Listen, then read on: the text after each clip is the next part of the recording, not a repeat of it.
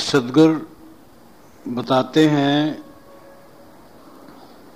जो देवता स्वयं बंधे हैं उनकी उपासना करने से तुम्हारे बंधन कैसे कटेंगे। इस विषय को अगली 9वीं रमैनी में वो व्यक्त करते हैं। बांधे अष्ट कष्ट नौ सूता, यम बांधे अजनी के पूता। यम के वाहन बांधे जनी, बांधे सृष्टि कहाँ लो गनी। बांध्यो दैव 33 करोरी, समृत लोह बनी। बांध्यो दैव 33 करोरी, समृत लोह बंदगो तोरी। राजा समरे तुरिया चढ़ी, पंथी सबरे नामले बढ़ी। अर्थ बिहुना सबरे नारी, प्रजा सबरे पुहमी झारी। बंद मनावे ते फल पावे, बंद दिया सो दे। कहें कबीर सूबरे जो निस्बासर नाम ही ले।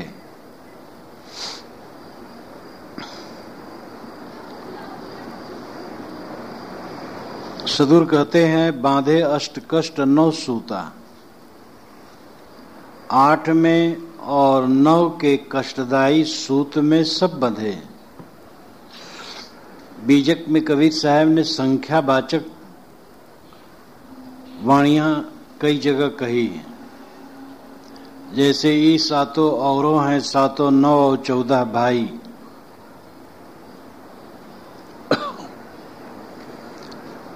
संख्यावाचक में स्वतंत्रता रहती है, टीकाकार को कोई भी संख्या जोड़ सकता है, लेकिन किसी भी कविता की, किसी भी कथन की अपनी प्रकृति होती है, उसका उद्देश्य होता है। वो संख्या वही उपयुक्त होगी जो वहां के अनुकूल हो। यहां 8 की बात पहले कही गई। 8 से अणिमा, महिमा, लघिमा, गरिमा, प्राप्त, प्राकाम, वशित, दर्शित इत्यादि 8 सिद्धियां, हठ योग के 8 अंग, लय, तारक, अमनस्क, सांख्य, लंबिका, राज, कुंडली तथा हठ या अष्टधा प्रकृति, 5 तत्व और 3 गुण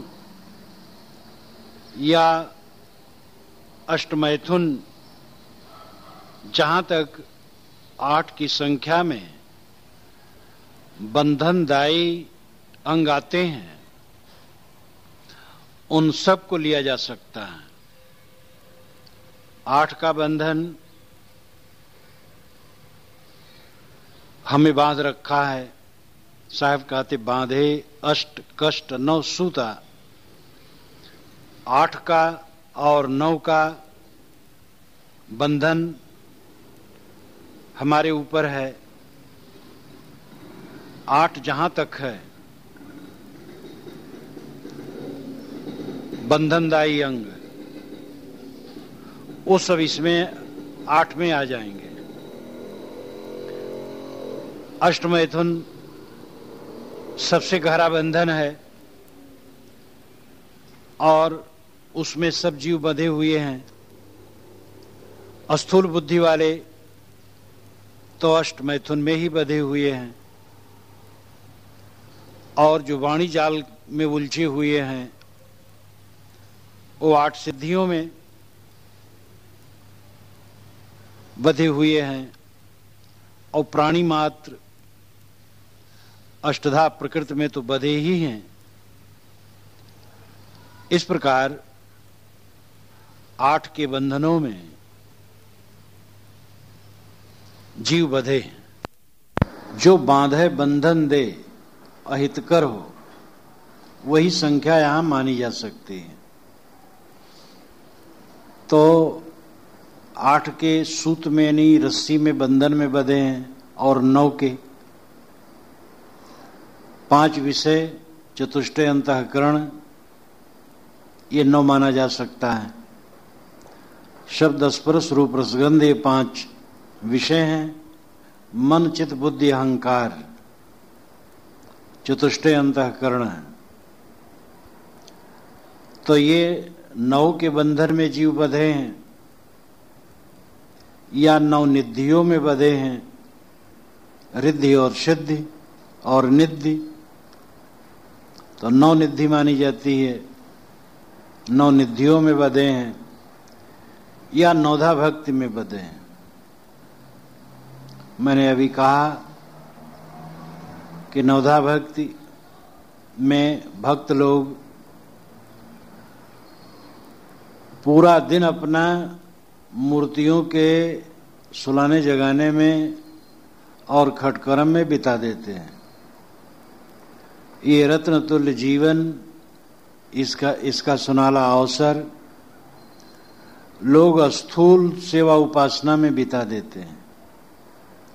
जिस मूर्ति की वे पूजा करते हैं वो बोल डोल नहीं सकती है, उसको खाने पीने की जरूरत नहीं है और वो कुछ उपदेश नहीं दे सकती है, वो केवल प्रतीक है।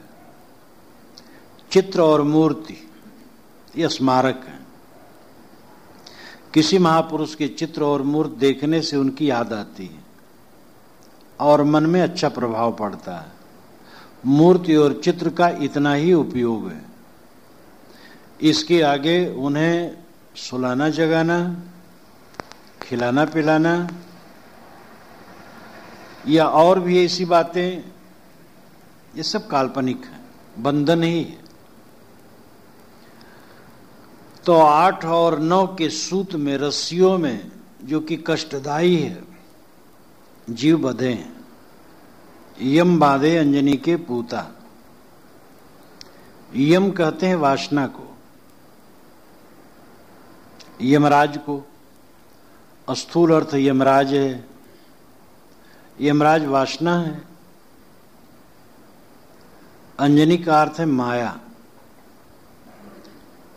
पूता गुलाम, दास। जो माया के गुलाम है वह यम के बंधन में बंधे हैं। माया का गुलाम भोगों की इच्छा रखने वाला माया का गुलाम है।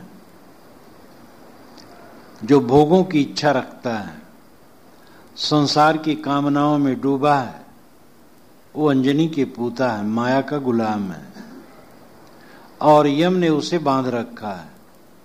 यम कोई स्वतंत्र जीव नहीं है। यम वासना है। हमारी ही बनाई वासना हमें बांधती है।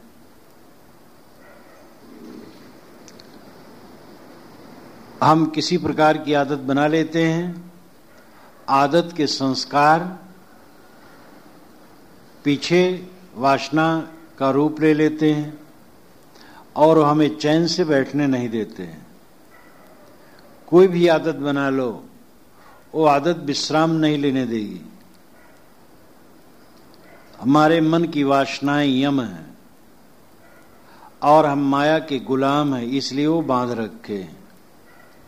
हमारी माया की गुलामी टूटे तो वासना कुछ नहीं। यम के वाहन बांधे जनी, बांधे सृष्टि कहाँ लो गनी। यम के बाहों में बांधे जनी। जनी का मतलब है जो कुछ पैदा हो, उत्पन्न हो। सृष्टि के बांधे सृष्टि कहाँ लो गनी, यानी सृष्टि के सभी प्राणी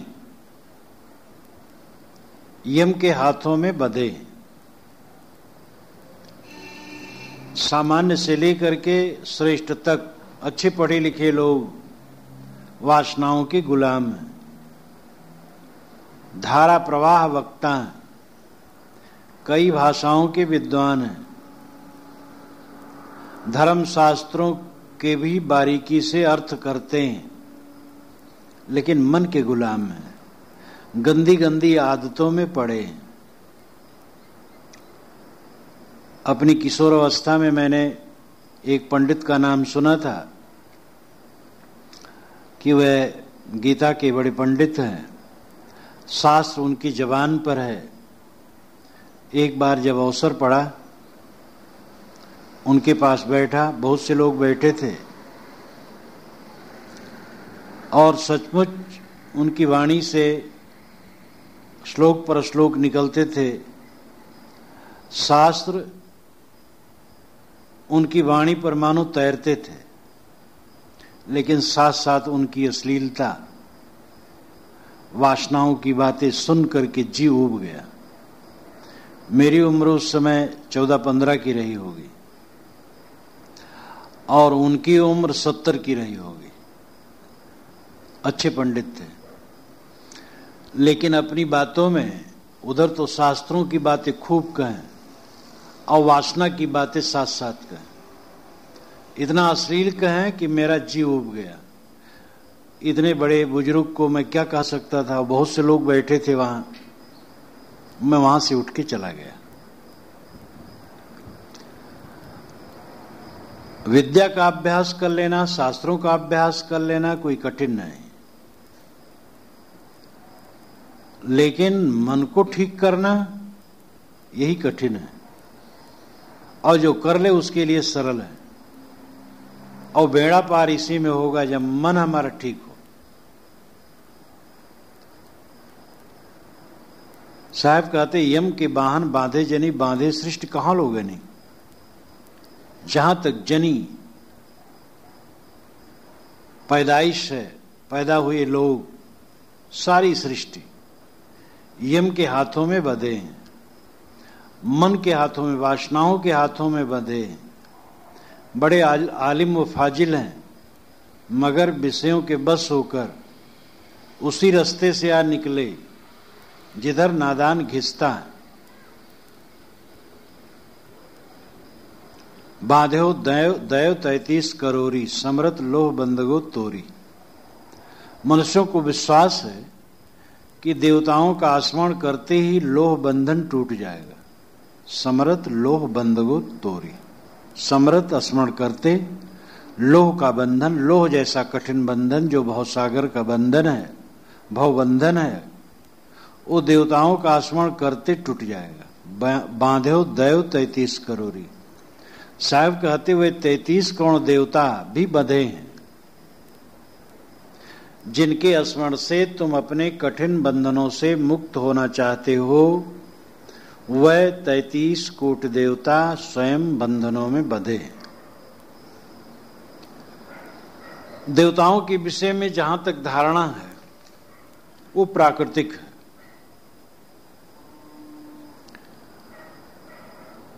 पुराने ग्रंथों में जैसे कि शतपथ ब्राह्मण, शतपथ ब्राह्मण शुक्ल यजुर्वेद का ब्राह्मण है, 100 अध्यायों का बहुत विशाल ब्राह्मण ग्रंथ है। उसमें 33 देवता माने गए हैं। 8 वसु हैं, धर, ध्रुव, सोम, विष्णु, अग्नि, वायु, प्रत्यूष और प्रभास। 11 रुद्र हैं, हर, बहुरूप, अंबक, अपराजित, कपर्दी, रैवत, मृगव्याध, वृषाकप, शंभु, शर्व और कपाली। 12 आदित्य हैं, धाता, अर्जमा, मित्र, वरुण, इंद्र, विवस्वान, पूषा, क्रतु, अंश, भग, त्वष्टा और विष्णु। इसके बाद इंद्र और प्रजापति। ये 33 सब होते हैं। बृहदारण्यक उपनिषद के अनुसार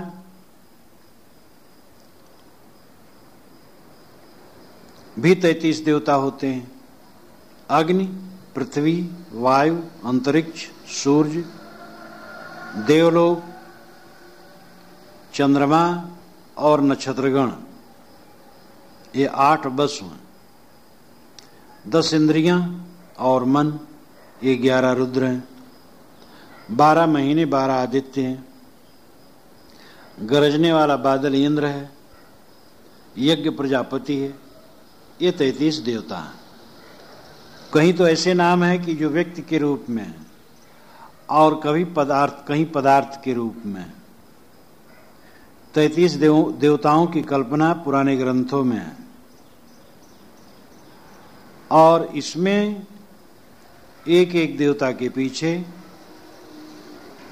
99,99,999 की संख्या बढ़ाकर 33 कोटि देवता की कल्पना कर ली गई। निश्चित है पहले जमाने में देवता का अर्थ होता था चमकने वाला। वेदों में जहां तक आया है उसका अर्थ यही, देवता नाम चमकने वाला, चांद सितारे। आगे चल करके देवताओं का व्यक्तिकरण किया गया, वे व्यक्ति के रूप में।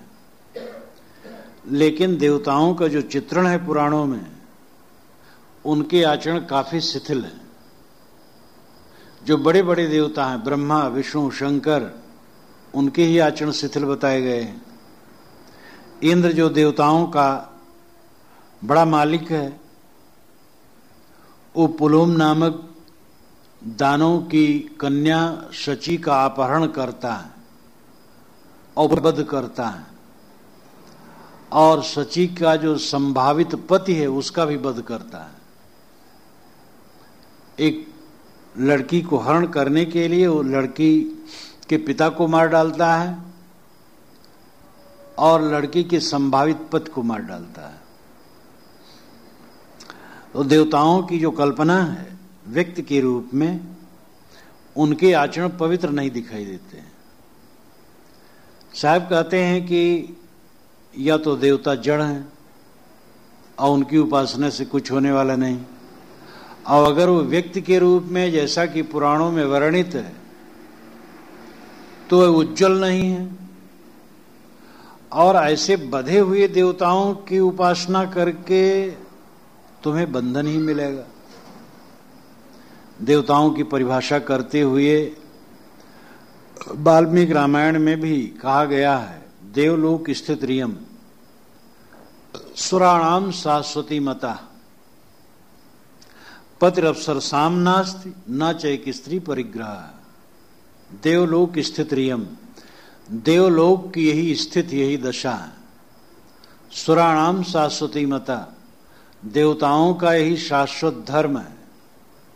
पतिरप्सरसाम नास्ति, वहां के अप्सराओं का कोई पति नहीं होता है। पतिरप्सरसाम नास्ति न चैक स्त्री परिग्रह, देवता लोग किसी स्त्री का पाणिग्रहण नहीं करते कि एक पत्नी है, सब छुट्टा गाय भैंस की तरह। ये वाल्मीकि रामायण में देवताओं की परिभाषा दी गई है।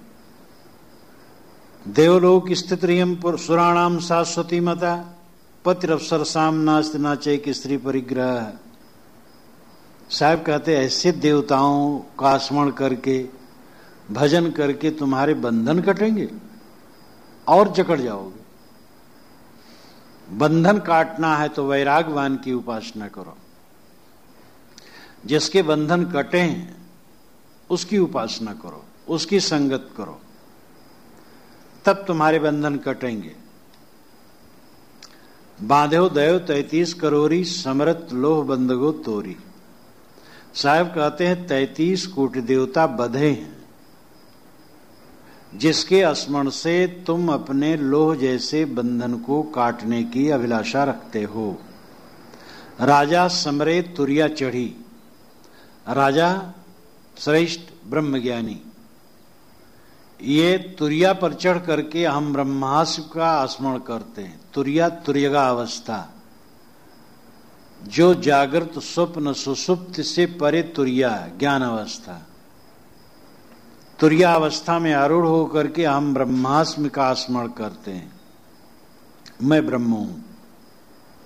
बात तो बढ़िया है, लेकिन उस ब्रह्म को अगजग व्यापक जड़ चेतन एक मान लेते हैं, इसलिए ये भी बधे हैं।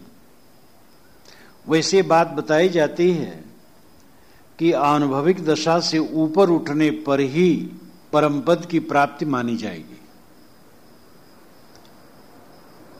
जो कुछ हमें अनुभव हो रहा है उससे ऊपर उठ जाए, इंद्रिय अतीत अवस्था में पहुंच जाए, मन से अतीत अवस्था में पहुंच जाए, तब वो परम पद की प्राप्ति है।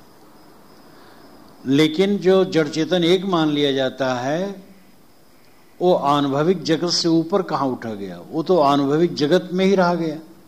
सारा संसार मैं हूं, मेरा ये सब विलास है, ये तो मन का प्रपंच आ गया।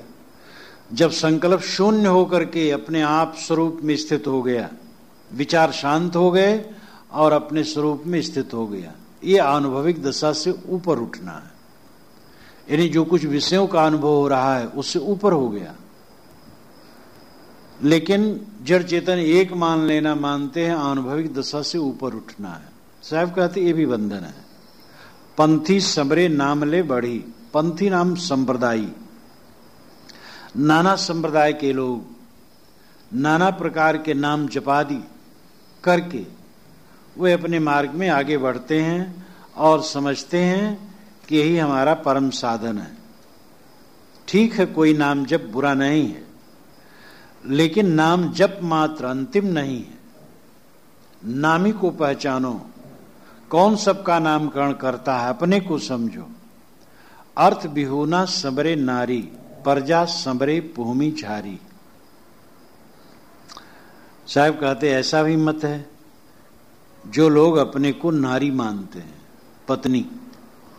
हिंदू परंपरा में रसिक संप्रदाय में माना जाता है कि मैं नारी हूं और परमात्मा मेरा पति है।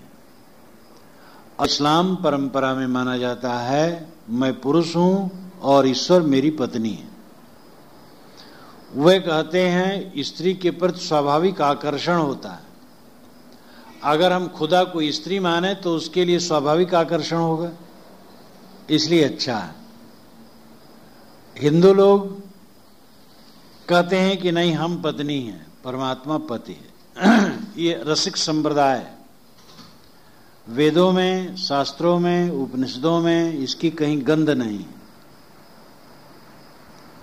एक कृष्ण उपासना के बाद चली और उन्हीं की देखा देखी राम उपासना वालों ने भी स्वीकार लिया।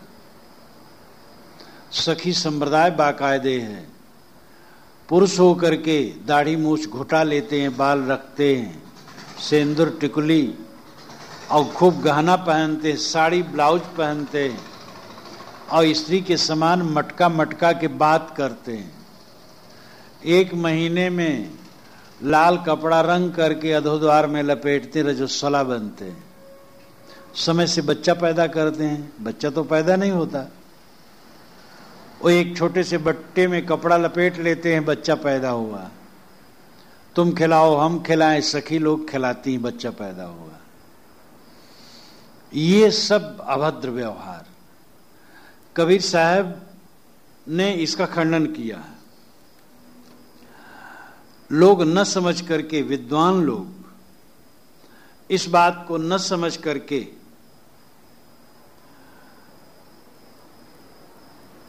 हरि मोर पियू मैं राम की बहुरिया वाले पद को मान लिया है कि कबीर साहब स्वयं रसिक संप्रदाय को मानते, माधुर्य भक्ति मानते हैं।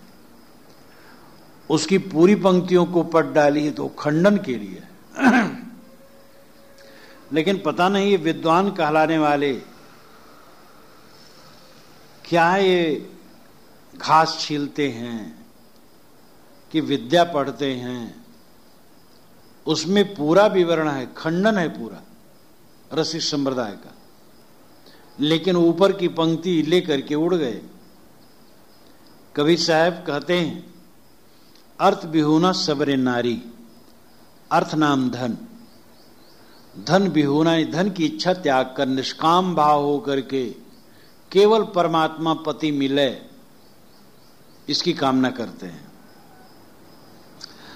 प्रेम सत्संग सुधा माला में लिखा है कि मैं परमात्मा पतिदेव का हाथ धुला रही हूं, रहा हूं नहीं रही हूं, पान खिला रही हूं, उनके पैर दाब रही हूं और उनका चबाया हुआ पान का बीड़ा अपने मुख में लेकर के खा रही हूं और इस प्रकार भक्ति में खूब मगन रहे, रात दिन परमात्मा पद के लिए समर्पित रहे, अपने को माने। एक बार रसिक संप्रदाय वाले ट्रेन में जा रहे थे, तो टीटी वहां गया और स्त्रियों का डब्बा था। टीटी गया तो देखा, कहा आप तो पुरुष लगते हैं। तो मेहरा अरे हम हो कि स्त्री मानो, हम हो कि स्त्री मानो। कैसे आपको स्त्री माने, आप तो पुरुष हैं। कहने नहीं, हमें भी स्त्री मान लो। उन्होंने कहा बहुत गलत है, स्त्रियों के बीच में आप स्त्री कपड़ा पहन के बैठ गए, पुरुषों में चली। ऐसा ऐसा कुपंथ है। ये कौन सी भक्ति है? अर्थ विहूना सबरे नारी, अपने को नारी मानने वाले, संसार से निष्काम हो करके केवल उन्हीं को चाहते, हे भगवान तुम मिलो, और गला मिला करके दोनों सो जाएं। यह अर्थ विहूना सबरे नारी। जो नारी बने लोग पद परमात्मा का स्मरण करते हैं, वे अर्थ विहूना, निरर्थक, निष्प्रयोजन, बेअर्थ की बात करते हैं। अरे पति तो तुम स्वयं हो, सारे ज्ञान विज्ञान और कल्पनाओं की तुम स्वयं पति हो। परजा समरे पुहमी झारी, साहब कहते पुहमे की झारी नाम झार झारा परजा। किसी प्रकार स्मरण चिंतन में लगे हैं, अच्छा है। कुछ भक्ति के मार्ग में लगना ठीक है, लेकिन आत्मबोध होना चाहिए। परजा समरे पुहमी झारी, पुहमी पृथ्वी, झारी बिल्कुल सब, पृथ्वी के सभी, भूमंडल के सभी मनुष्य, प्रजा। कोई न कोई देवी देवता, भगवान भवानी का जब तब पूजन अर्चन करता है, लेकिन परोक्ष में जहां तक निर्जीव देवताओं की पूजा है, वो एक बाल खेल है। अदृश्य कल्पना में जो हम देवताओं को देखते हैं, वो भी बाल खेल है, एक सात्विक मनोरंजन है। और शुरुआत अगर कोई ऐसा किया, कोई बुरा नहीं, लेकिन यथार्थ ज्ञानी पुरुष के पास जाना चाहिए। और जो सबका पति है, सबका मालिक है, वो हृदय निवासी जीव है, चेतन है, जो सारे ज्ञान विज्ञान का कर्ता है, जो देवी देवताओं की भी कल्पना करता है। उस कल्पक साक्षी दृष्टा मनता बोधा का बोध होना चाहिए, अपने स्वरूप का बोध होना चाहिए। बंद मनावे ते फल पावे, बंद दिया सो दे। बंदी का अर्थ है बंधन, और बंदी का अर्थ है वंदना। ये दोनों ढंग से इसका अर्थ हो सकता है, दोनों किया गया है। बंद बनावे ते फल पावे, जो बंधे लोग हैं उनको जो मनाएगा, प्रार्थना करेगा, ते फल पाए, वही फल पाएगा, बंधन पाएगा। जो बंधे हुए की वंदना करेगा, बंधने तो पाएगा। रागी भोगी आदमी की उपासना करेगा, वैराग कैसे होगा? बंध दिया सो दे, जो बंधन में है वो बंधन देगा। जिसके जीवन में ही बंधन है, वो ज्ञान की बात कैसे बताएगा? या बंद मनावे ते फल पावे, जो ऐसे देवी देवताओं की या मालिक की वंदना करेगा, वही मोक्ष फल पाएगा। बंद दिया सो दे, क्योंकि जिसने बंधन दिया है वही मोक्ष भी देगा। ये गाते भी लोग हैं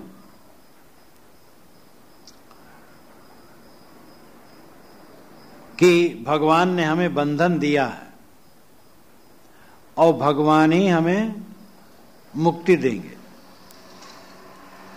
हे प्रभु, तू ही ने ये माया जाल मेरे ऊपर डाल दिया है और तू ही इस माया जाल से मुझे छुड़ा सकता है। तो इस प्रकार भगवान ने बंधन दिया और भगवान को स्मरण करने से ही मुक्ति दे देगा। कहें कबीर सुबरे जो निस्वासर नाम ही ले। साहब कहते ऐसे उपासक लोग यही मानते हैं कि जो रात दिन नाम जपेगा वो मुक्त हो जाएगा। कबीर साहब ने पूर्व पक्ष की बातें जगह जगह खूब कही और कह करके परखाया है। इस पूरी रामायणी में दो बातें आती हैं। एक तो बंधन,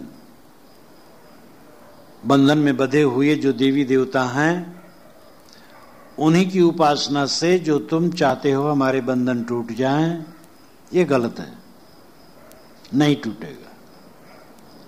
बंधन है वासना, बंधन है मोह, बंधन है आसक्ति। अपने स्वरूप के अलावा जो कुछ बाहर है उसका राग बंधन है, और उसी में सब जीव अपने स्वरूप को भूल करके बंधे हैं। तो बंधन मन का मोह है, पहली बात।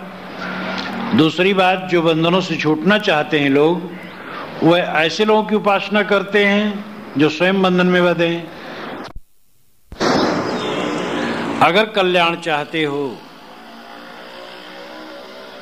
तो ऐसे की उपासना करो। ते साहेब के लाग हुसा था दो दुख मेट के हो सुना था। पूरा साहेब से ये सब विध पूरा हो।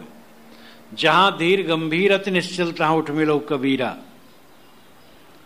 जो धीर गंभीर निश्चल हो, जिसने अपने पूरा हो।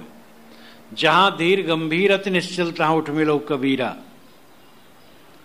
जो धीर गंभीर निश्चल हो, जिसने अपने को स्ववश किया हो, उसकी शरण में जाओ तब बोध मिलेगा, ज्ञान मिलेगा। और जो बंधन में बंधे हैं उनसे तुम्हारा निर्बंधन नहीं होगा। वासनाओं का त्याग और अमृत स्थित। जो धीर गंभीर निश्चल हो, जिसने अपने को स्ववश किया हो, उसकी शरण में जाओ तब बोध मिलेगा, ज्ञान मिलेगा। और जो बंधन में बंधे हैं उनसे तुम्हारा निर्बंधन नहीं होगा। वासनाओं का त्याग और अमृत स्थित। इन दो विषयों पर अगली रामायणी में सद्गुरु प्रकाश डालते हैं।